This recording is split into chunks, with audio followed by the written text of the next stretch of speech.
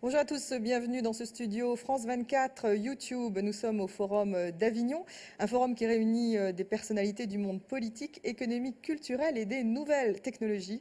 Ici, on réfléchit à la façon dont les nouvelles technologies, l'impact qu'elles peuvent avoir en tout cas sur le monde de la culture, sur l'accès à la culture. Et mon invité est le vice-président du Forum d'Avignon, Axel Ganx, qui est également membre du conseil de surveillance, non pardon, membre du conseil d'administration, ou je me trompe de surveillance de Bertelsmann, et puis grand patron de presse, on vous connaît très bien. Ça fait donc la 3e année que ce forum d'Avignon a lieu ici dans ces murs. Quel est en fait votre sentiment cette année par rapport aux années précédentes? Je trouve, et nous trouvons que cette 3e édition a fait un bond énorme en avant encore en qualité. Déjà, les 2 premières éditions étaient très intéressantes, très bonnes, mais là, on sent on va vers une certaine maturité. Ce matin, j'ai vu des discussions vraiment de très haut niveau et très intéressants, en même temps très vivants. Je dirais presque, en ce qui concerne la matière, un petit peu entertaining, hein, donc très divertissant, un plaisir à écouter. Alors vous avez travaillé en particulier sur un dossier sur l'attractivité de la France dans le domaine culturel. Quel est un peu le message que vous voulez faire passer cette année au Forum Oui, d'Avignon? moi j'ai accompagné un dossier qui s'occupe de l'attractivité culturelle d'une région ou d'une métropole comme condition préalable avec son développement. Ça veut dire univers fiscal, univers environnemental, Univers, univers... oui, tout court, hein. C'est-à-dire, on a vu ça avec des exemples comme Bilbao, Liverpool, etc.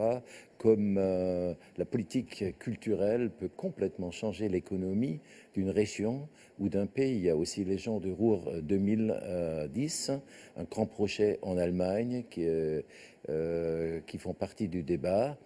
Et l'Institut INEOM a fait une grande étude pour nous, portant sur 47 villes en 2 années, parce que déjà l'année dernière, on avait présenté cette étude, et là, on l'a complétée, en incluant d'ailleurs aussi Avignon, avec des chiffres et un constat très très intéressant.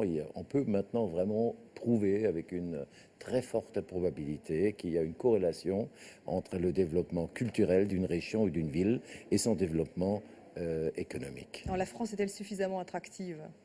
Ah, certainement. La France est un des pays. Là, on n'a pas analysé les pays, on parle des villes. Des villes, hein.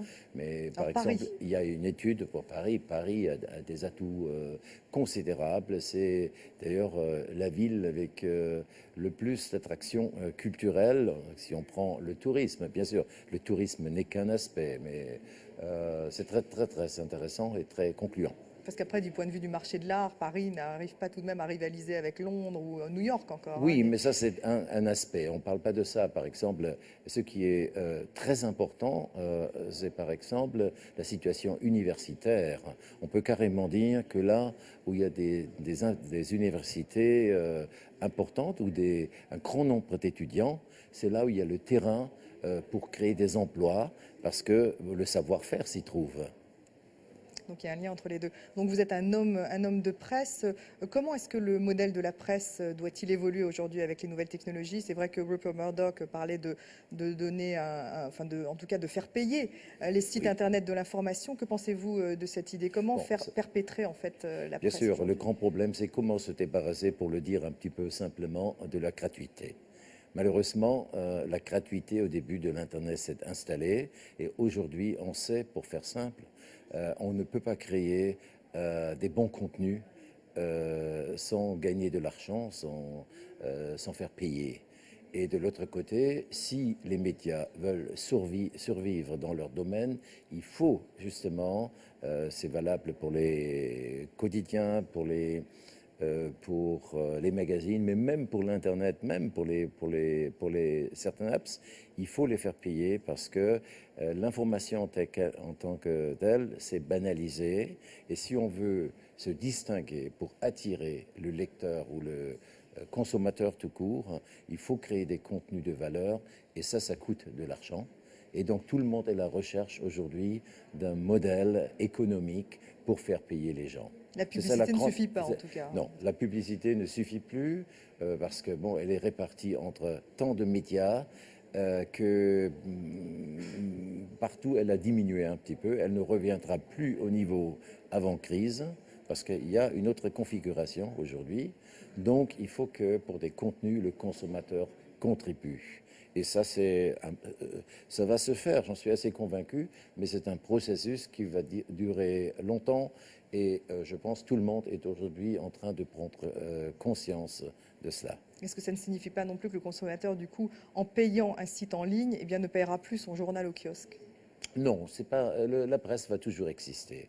Mais bien sûr, les tirages ont baissé ces dernières années. Et je pense ça ne va pas s'arrêter encore. Et à ce moment-là, bien sûr, se pose un jour la question pour un journal, où est le seuil critique pour mes coûts de production. Parce qu'évidemment, si vous imprimez un journal à 300 000, ce n'est pas la même chose à 100 000. Donc, il faut que le consommateur contribue. Merci beaucoup, Axel Ganx. Je vous en prie.